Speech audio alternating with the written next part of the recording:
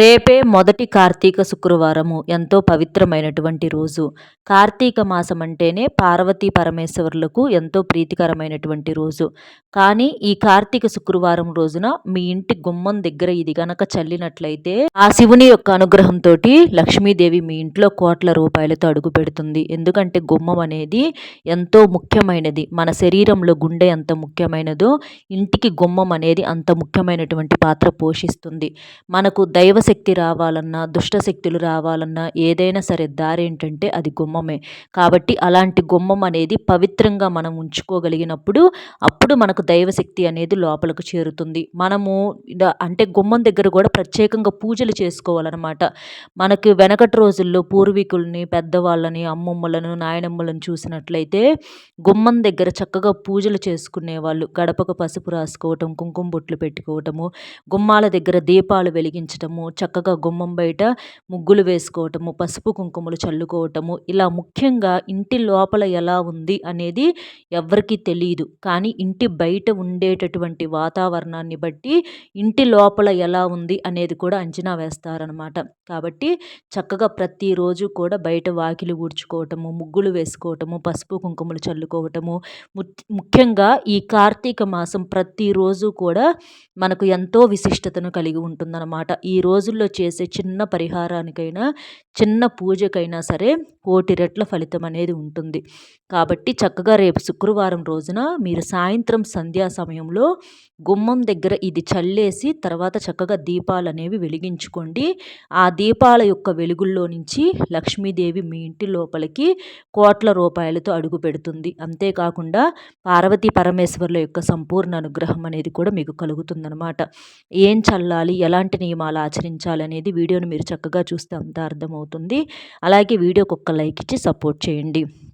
రేపు మనకి మొదటి కార్తీక శుక్రవారం, కార్తీక మాసంలో వచ్చేటటువంటి మొట్టమొదటి శుక్రవారం అన్నమాట.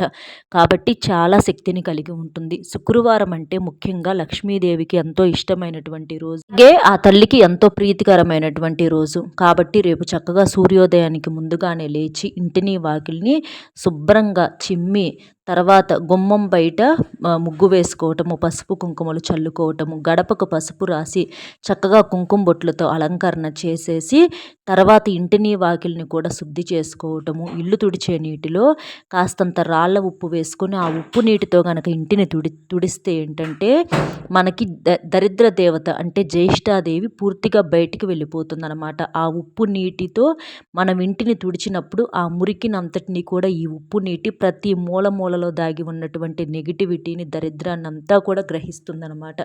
కాబట్టి చక్కగా ఉప్పు నీటితో ఇంటిని తుడుచుకొని పసుపు నీటిని కూడా కాస్త చిలకరించండి ఇంట్లో. అలా చేసేసి తర్వాత ఏంటంటే ఇంట్లో ఆడవారు ముఖ్యంగా తలస్నానం చేసి చక్కగా శివయ్య ముందల దీపారాధన వెలిగించండి. అలాగే శివపార్వతుల యొక్క పటంతో పాటుగా లక్ష్మీదేవి ముందల కూడా ఆవు నేతితో దీపం అనేది వెలిగించండి. ఎందుకంటే శుక్రవారం అంటే ప్రత్యేకంగా లక్ష్మీదేవికి అంకితం చేయబడినటువంటి రోజు అనమాట.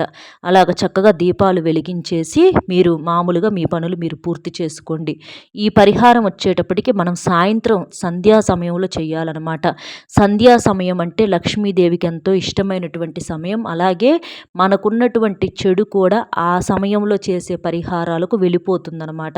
అంటే ఇంట్లో ఉన్నటువంటి జ్యేష్ఠాదేవి బయటికి వెళ్ళిపోతుంది. ఆ సమయంలో ఏంటంటే అమృత గడియలు అనేవి ఉంటాయి కాబట్టి ఆ తల్లి ఇంటి లోపలికి అడుగు పెడుతుంది. కాబట్టి సాయంత్రం 5 గంటల దగ్గర నుంచి మీరు రాత్రి 9 గంటల వరకు ఈ పరిహారం అనేది చేసుకోవచ్చు అనమాట. ఇబ్బంది అయితే ఏమీ లేదు.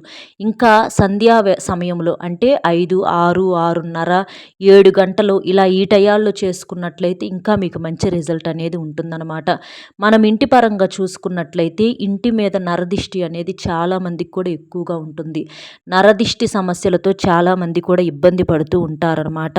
మన ఇరుగు పొరుగు వారు అవ్వచ్చు, అలాగే మన బంధువుల్లో అవ్వచ్చు, లేదా మన ఎదురు ఇళ్ళ వాళ్ళు అవ్వచ్చు, లేదా మన అనుకునేటటువంటి మనుషులే మన మీద ఏంటంటే ప్రత్యేకంగా చూపు అనేది పెట్టి ఏడుస్తూ ఉంటారు. వీళ్ళ ఇల్లు బ్రహ్మాండంగా ఉంది. వీళ్ళ ఆయన బాగా సంపాదిస్తున్నాడు. వాళ్ళకు కార్లున్నాయి, బంగ్లాలున్నాయి. ఆమెకేమో ఇంట్లో తిని కూర్చుంటుంది. మనమేమో ఇలా బాధలు పడతా ఉండాల్సొస్తుంది. మన మొగుడేమో చేతగానోడు, సంపాదించటం చేత గాదు. అది ఇదని చెప్పేసేసి ఏంటంటే చాలా రకాలుగా ఏడుపులనేవి ఎక్కువగా ఉంటాయన్నమాట.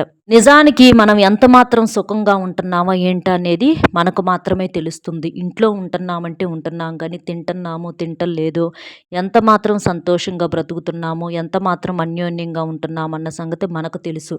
కానీ బయట జనాలు ఎలా తయారయ్యారంటే కాస్త ఏదన్నా కాస్త మంచి బట్టలు కట్టుకున్నా కూడా వాటిని పట్టు బట్టల కన్నా కూడా భయంకరంగా చూసి ఏడుపులనమాట.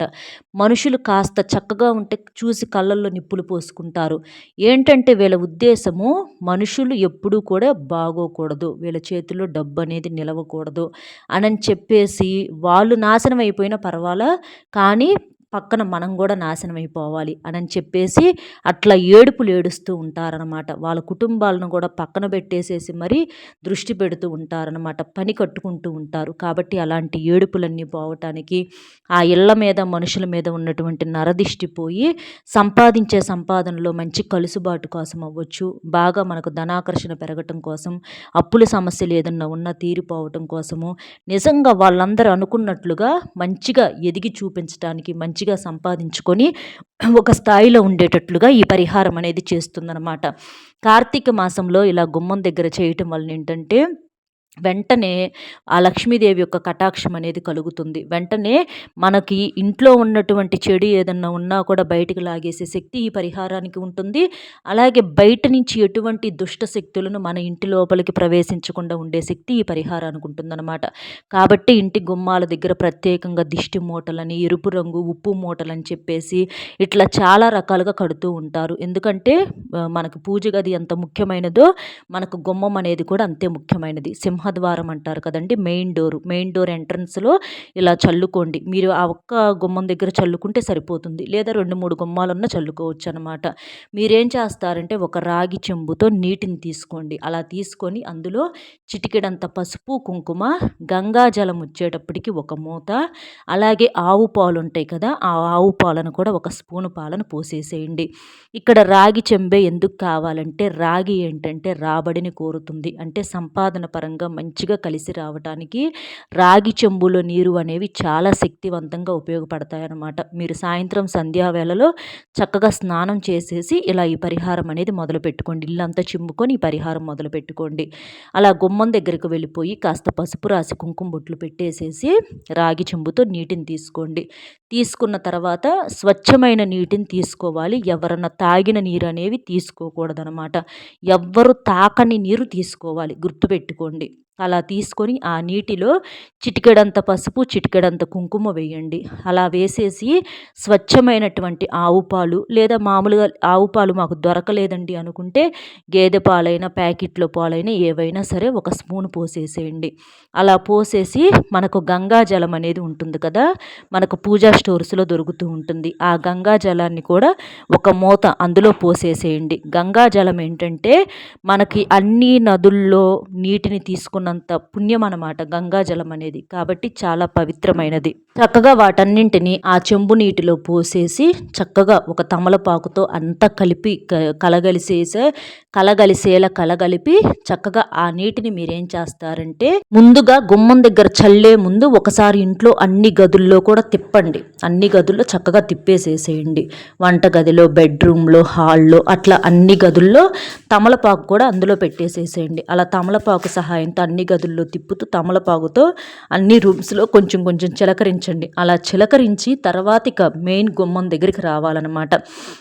అలా ఇంట్లో చిలకరించడం వల్ల ఏంటంటే మన ఇల్లు కూడా పవిత్రంగా మారుతుంది. ఇంట్లో నెగిటివిటీని కూడా లాక్కుంటాయన్నమాట. బాగా కలిసి రావాలని చెప్పుకుంటా ఒకసారి తిప్పి తర్వాత ఈ గుమ్మాల దగ్గర చల్లండి. ఈ గడపల మీద, ఈ పక్కన కొంచెం గోడల మీద, ఈ గడపకి యువతల అవతల, అలాగే కిటికీల దగ్గర 2-3 గుమ్మాలు ఉంటే ఆ గుమ్మాల దగ్గర, ఇలా మీ ఇంటి ఇంకా మిగిలిన కాసిని కూసిన నీళ్ళు ఉంటే పక్కన సందుల్లో, వాకిలి ఎదురుగా ఇట్లా చల్లండి. అట్లా ఆ నీటిని ఏంటంటే చల్లండి. ఎందుకంటే ఈ నీరు అనేవి చాలా శక్తివంతంగా ఉంటాయి అన్నమాట.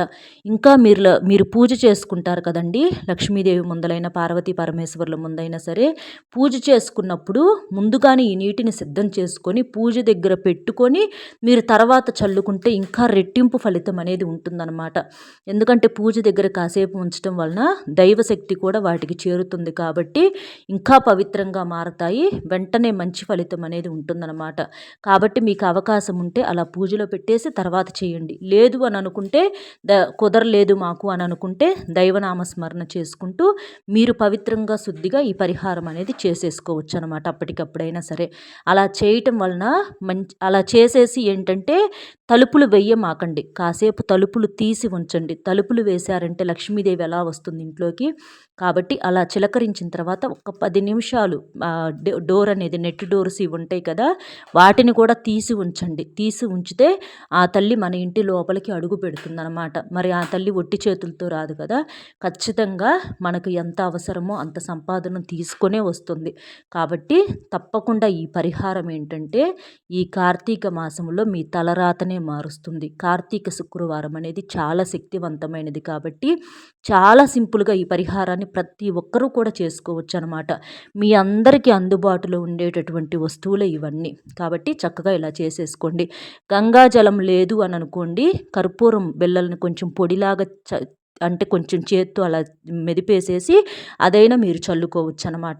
కాబట్టి చక్కగా గుమ్మం దగ్గర మాత్రం ఈ పవిత్రమైనటువంటి శక్తిమైన నీటిని చల్లండి. అలా చల్లేసిన తర్వాత గుమ్మాల దగ్గర దీపాలు కూడా వెలిగించండి. అలా వెలిగిస్తే ఆ దీపపు కాంతుల వెలుగులతో ఆ తల్లి తప్పకుండా మీ ఇంటి లోపలికి కోట్ల రూపాయలతో అడుగు పెడుతుంది. మీకున్న దరిద్రం అంతా కూడా బయటికి పారిపోతుంది అనమాట. ఎందుకంటే లక్ష్మీదేవి అడుగు పెడితే జ్యేష్ఠాదేవి క్షణం కూడా నిలబడలేదు కాబట్టి అక్కడ. కాబట్టి చక్కగా ఇలా చేసేసేయండి.